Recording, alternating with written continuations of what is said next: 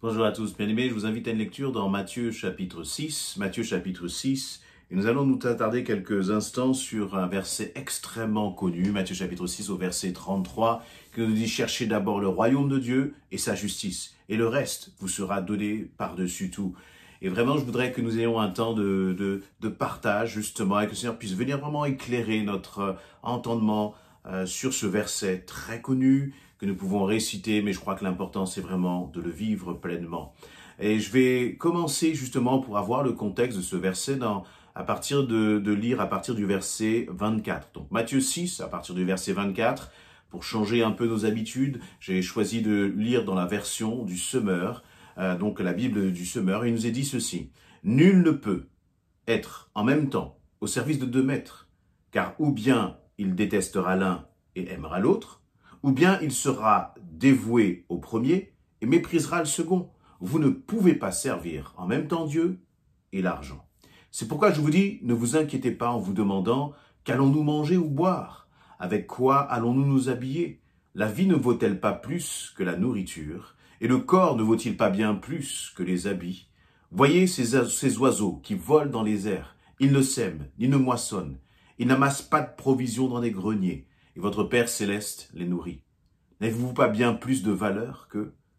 D'ailleurs, qui de vous peut, à force d'inquiétude, prolonger son existence, ne serait-ce que quelques instants? Quant aux vêtements, pourquoi vous inquiétez-vous à leur sujet? Observez les lys sauvages. Ils poussent, sans se fatiguer, à tisser des vêtements. Pourtant, je vous l'assure, le roi Salomon lui-même, dans toute sa gloire, n'a jamais été aussi bien vêtu que l'un d'eux. Si Dieu habille avec tant d'élégance la petite plante des champs qui est là aujourd'hui et qui demain sera jetée au feu, à plus forte raison ne vous vêtira-t-il pas vous-même? Ah, votre foi est encore bien petite. Ne vous inquiétez donc pas et ne dites pas que mangerons-nous, ou que boirons-nous, ou avec quoi nous habillerons-nous. Toutes ces choses, les païens s'en préoccupent sans cesse. Mais votre Père qui est aux cieux sait ce dont vous avez besoin. Faites donc du règne de Dieu, donc Matthieu 6, 33, faites donc du règne de Dieu et de ce qui est juste à ses yeux, votre préoccupation première. Et toutes ces choses vous seront données en plus. Ne vous inquiétez pas pour le lendemain. Le lendemain se souciera de lui-même. À chaque jour suffit sa peine. Amen. Voilà un passage qui est extrêmement riche, extrêmement rempli de compassion, où Jésus parle avec bienveillance à ses enfants. Et Jésus nous parle à travers ce passage. Ce qui est intéressant dans la façon dont Jésus justement est en train de parler, c'est que si vous regardez bien, si vous faites attention à ce passage, il y a énormément de questions, énormément de questions. Et qu'est-ce que Jésus veut faire en fait? Que veut-il faire à travers cela, à travers, j'allais dire, ce style narratif? Eh bien, Jésus veut nous amener justement à ce que nous puissions nous arrêter à un moment et nous poser nous-mêmes les bonnes questions. Très souvent, lorsque nous traversons les épreuves, très souvent, lorsque nous traversons un moment difficile, eh bien, nous ne posons plus de questions. Nous fonçons tête baissée parce que nous avons besoin à tout prix de mettre en place des solutions pour nous tirer du problème où nous sommes. Et là, Jésus va aborder un problème qui est très, j'allais dire, impactant pour nos vies. Le problème de l'argent. Lorsque nous manquons de nos finances, eh bien nous manquons de mettre, à manger, nous manquons de mettre à manger sur la table. Nous ne pouvons pas peut-être acheter un ticket pour aller au travail, un ticket de transport pour aller au travail. Nous sommes parfois accablés, nous ne pouvons plus payer nos factures. Et là, il y a toute une angoisse qui commence à monter. Et on a l'impression qu'on est en train de sombrer. Et donc, ce thème de l'argent est un thème qui nous affecte, qui peut nous affecter profondément, parce qu'il peut entraîner derrière, il peut avoir beaucoup de conséquences négatives.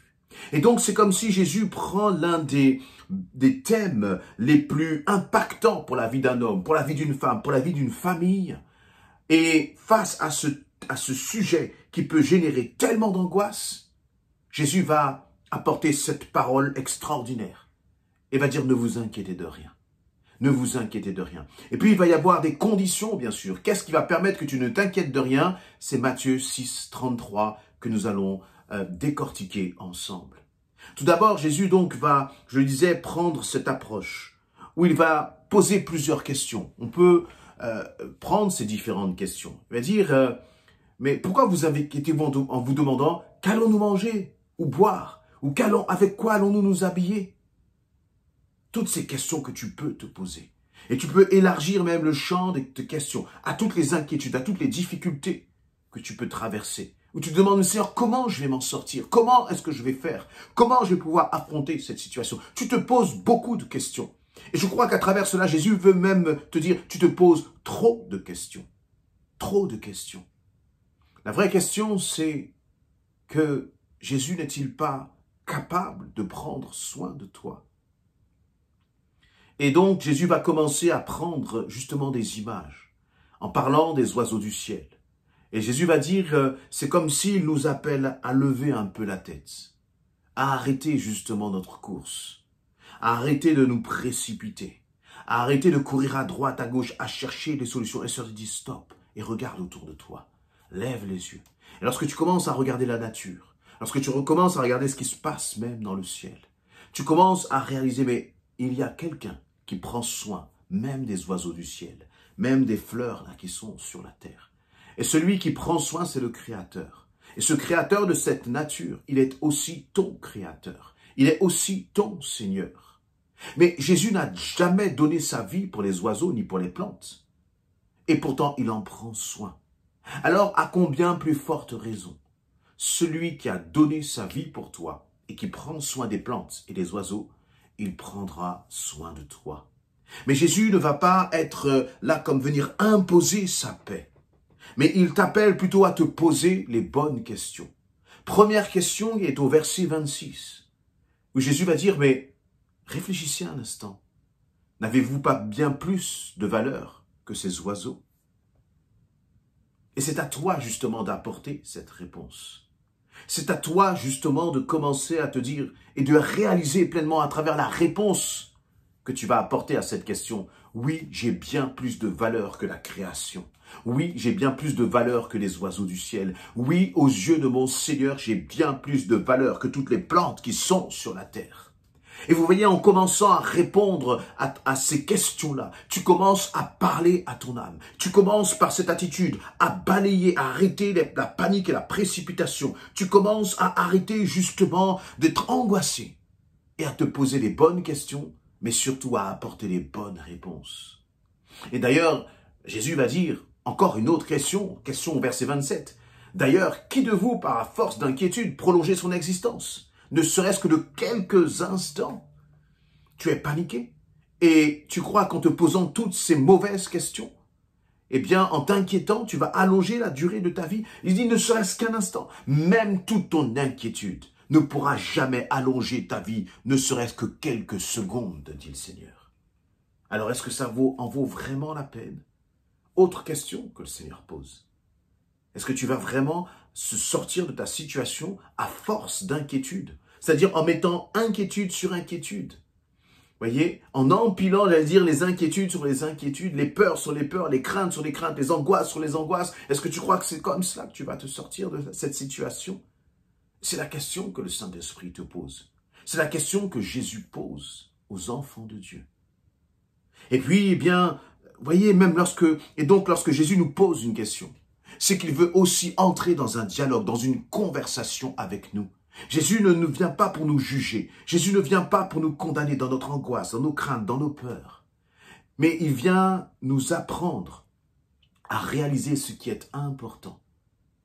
Et ensuite, eh bien, vous savez, parfois dans un dialogue, Jésus va te parler, mais toi, tu vas réagir en disant, oui, Seigneur, mais il y a aussi tel problème. Oui, mais Seigneur, tu ne comprends pas ma douleur. Oui, mais Seigneur, j'ai l'impression que tu ne saisis pas ce que je suis en train de traverser. Il y a tout un tas de pensées qui peuvent te traverser l'esprit lorsque tu commences à entrer dans cette communion, dans cette communication avec ton Jésus. Et au verset 27, eh bien, Jésus, justement, va continuer. Il va dire, mais, verset 28, pardon, quant aux vêtements, pourquoi vous inquiétez à ce sujet ? Le problème peut-être parfois c'est que tu veux des vêtements, tu as des vêtements, tu as de quoi t'habiller, mais toi tu veux le vêtement de marque. Tu veux le vêtement qui va coûter cher. Tu veux le vêtement que tu vas convoiter. Ce même vêtement qui va t'apporter plus de difficultés que de solutions. Tu veux la belle voiture, celle qui va t'apporter plus de problèmes dans tes finances que de solutions.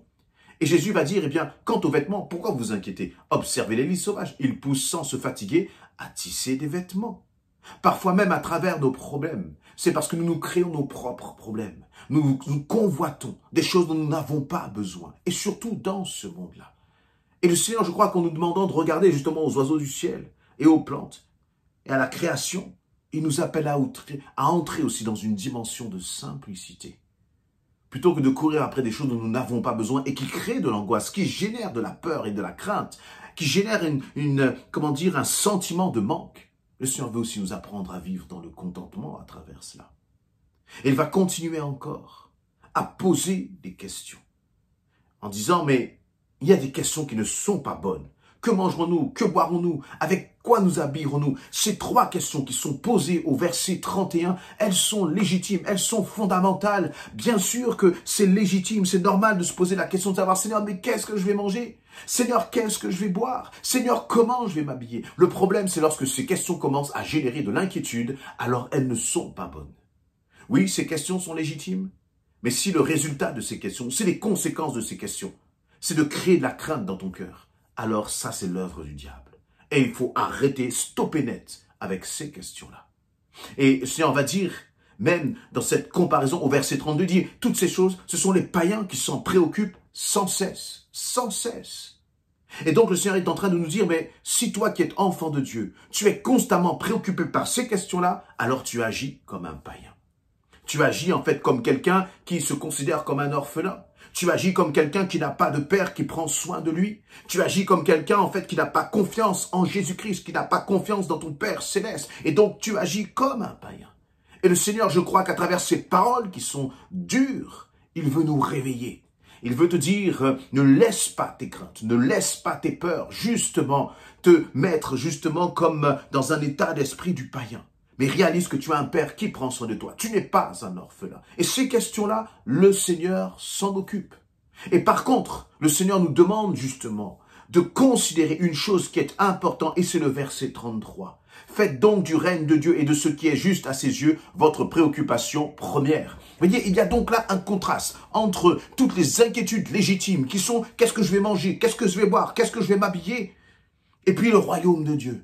Et très souvent dans notre mentalité, de façon même inconsciente, nous nous disons, Seigneur, une fois que ces choses-là seront réglées, je vais m'occuper de ton royaume. Et le Seigneur dit, non, ça ne fonctionne pas comme ça avec moi. Le Seigneur te dit, tu t'occupes d'abord de mon royaume et moi, je m'occuperai du reste. Et à travers cette attitude, à travers ce changement de mentalité, tu manifestes alors ta foi. Tu manifestes que tu fais confiance au Seigneur. Si à chaque fois qu'on te pose une question, si à chaque fois qu'on te parle, si à chaque fois qu'on discute avec toi, tu ne fais que ressasser justement tous ces problèmes, tous ces besoins, eh bien, cela montre que ton cœur, en fait, n'est pas rempli par les choses du royaume de Dieu, par les préoccupations du royaume de Dieu, mais que ton cœur est envahi par ces angoisses du lendemain.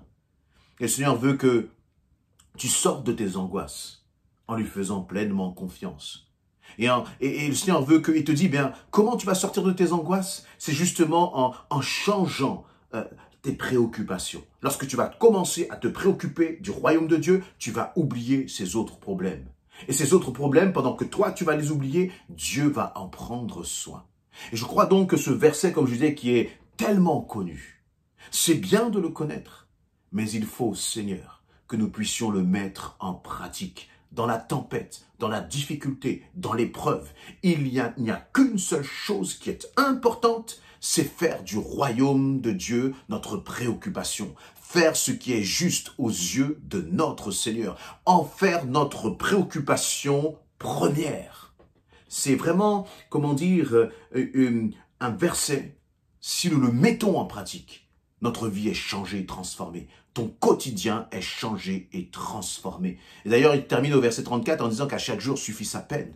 À chaque jour, que ta peine soit vraiment le royaume de Dieu. Que chaque jour, ma peine, ma préoccupation soit le royaume de Dieu. Et le Seigneur prendra soin du reste, vraiment au-delà de ce que nous demandons, nous imaginons ou pensons.